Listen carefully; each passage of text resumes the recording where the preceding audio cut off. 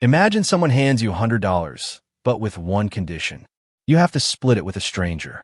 You decide how much they get. If they accept your offer, you both walk away with the money. If they reject it, nobody gets anything. Not you, not them. How much would you offer? If you're like most people in industrialized countries, you'd probably offer somewhere close to half.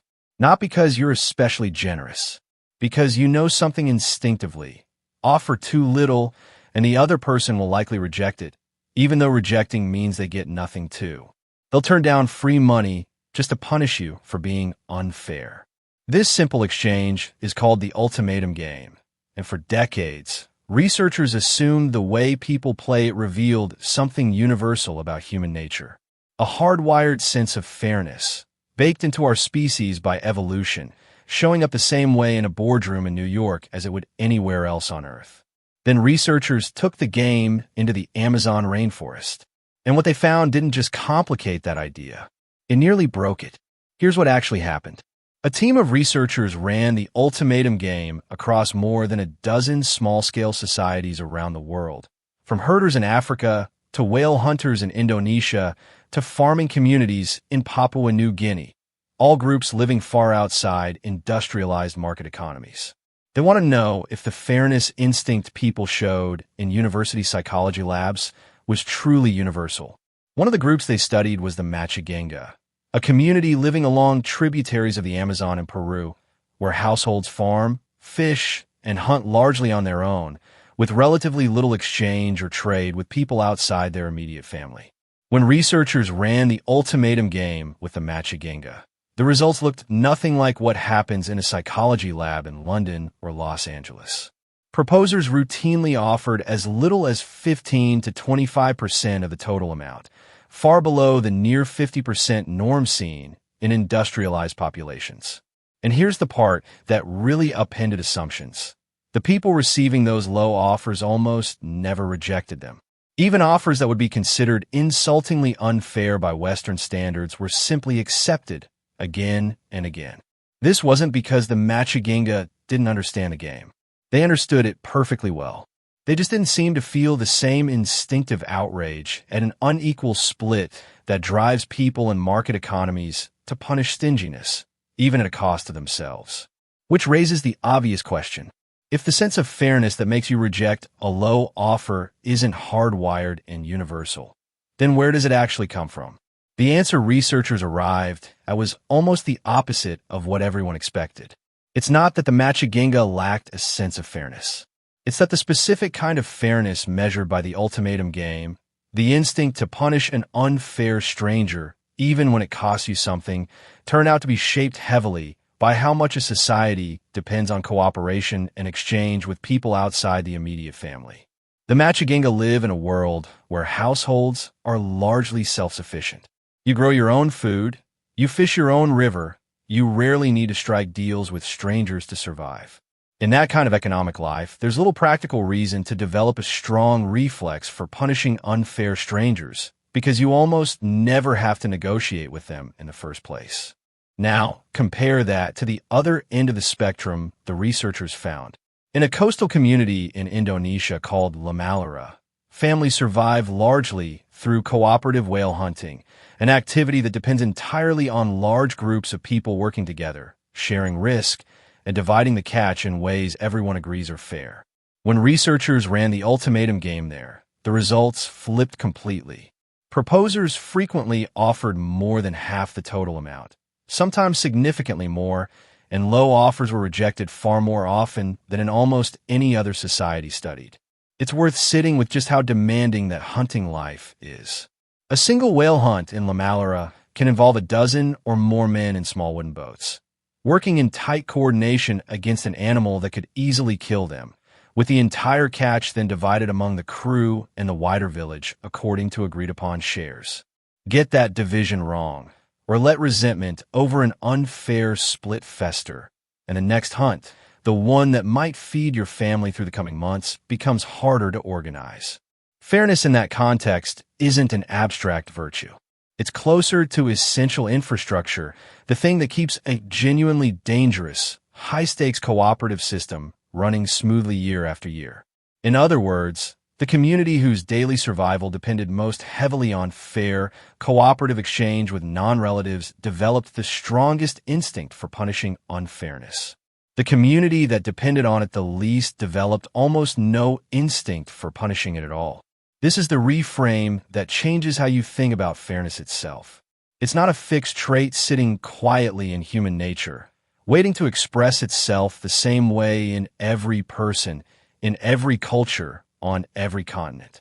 It's closer to a skill, or maybe a muscle, that gets built or left undeveloped, depending on how much your daily life actually requires you to cooperate fairly with people who aren't your family. Researchers use a term for this: market integration. Essentially, how much a society's day-to-day survival depends on trading, bargaining, and cooperating with strangers rather than just relying on your own household. And across the societies studied, market integration turned out to be one of the strongest predictors of how people played the ultimatum game. The more a community's economic life required fair dealing with outsiders, the more strongly its members reacted to unfairness, even unfairness that cost them nothing to simply accept. Think about what that means for the story you've probably absorbed without questioning it. The idea that a sense of fairness is simply part of being human, something you're born with the same way you're born with the capacity for language. What the rainforest data suggests instead is that the raw capacity might be universal, but the specific trigger point, how much unfairness you're willing to tolerate before your gut reacts, is calibrated by your economic environment, not fixed at birth. That reframes something closer to home too. If you've ever felt a flash of anger over a slightly unfair split of a restaurant bill, or refused to work with someone because a deal felt lopsided, even when saying yes would have cost you nothing, that reaction isn't some ancient survival instinct kicking in automatically. It's closer to a habit your entire economic life has been quietly training into you. Every single time you've had to negotiate, trade, or cooperate fairly with someone outside your immediate circle just to get by.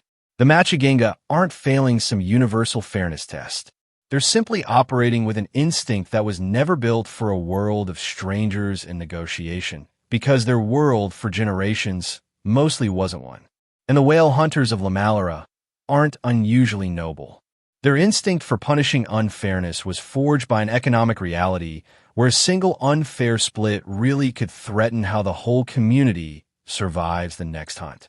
Which means the version of fairness you carry around, the one that feels so automatic, so obviously human, so clearly universal, might actually be one of the most local things about you.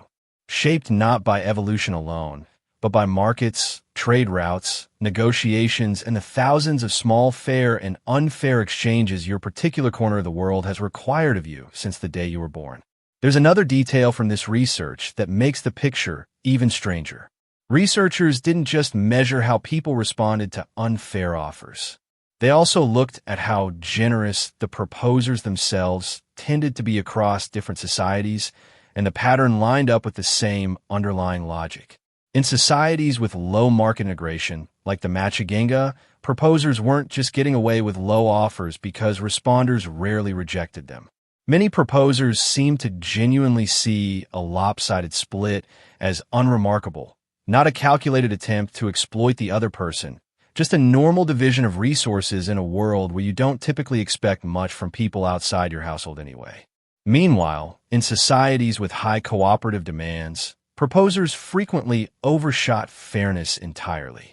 In several cooperative farming and herding societies studied, some proposers offered more than half the total, occasionally significantly more, almost as if generosity itself had become a kind of social currency, a way of signaling that you were the sort of person worth cooperating with again in the future. That detail matters because it shows this isn't simply about whether people are willing to punish unfairness. It's about what unfairness even means to you in the first place, a definition that shifts depending on how much your survival has ever depended on cooperating with people you're not related to. It also helps explain something that can feel deeply confusing when you first encounter it. Cross-cultural negotiations that go sideways for reasons neither side can quite articulate. A business person from a highly market-integrated economy might read a modest offer as a calculated insult, while the person making that offer, shaped by an entirely different economic history, might have no idea they've triggered anything at all. Neither person is wrong about what fairness feels like to them. They're just running on differently calibrated instincts built by economies that demanded very different things from the people living inside them. This is where the ultimatum game data becomes less of an academic curiosity and more of a mirror. Every time you feel a strong, automatic reaction to being treated unfairly, that reaction has a history. It was built offer by offer, negotiation by negotiation, over a lifetime spent in a particular kind of economic world. Change the economic world entirely. Drop that same instinct into a household economy in the Peruvian Amazon, and it might barely register at all. None of this means fairness is fake, or that some cultures care about it and others don't. The Machigenga clearly have their own deeply held norms of fairness within their households and communities, just not the specific stranger-facing, transaction-based fairness that the ultimatum game happens to measure. What the research really reveals is something more interesting than a simple verdict on who's fair and who isn't. It shows that fairness is not one universal setting the whole species shares. It's a family of related instincts, each one shaped and sharpened by the particular demands of the economic world a person grows up navigating. So the next time you catch yourself reacting instantly to an uneven split, a lowball offer, or a deal that just feels wrong, it's worth asking where that reaction actually came from. Not from some universal human blueprint everyone shares equally. From a specific economic world that spent your entire life quietly teaching you exactly how much unfairness is too much. Fairness, it turns out, isn't something you're simply born knowing. It's something the world around you spends a lifetime teaching you to feel.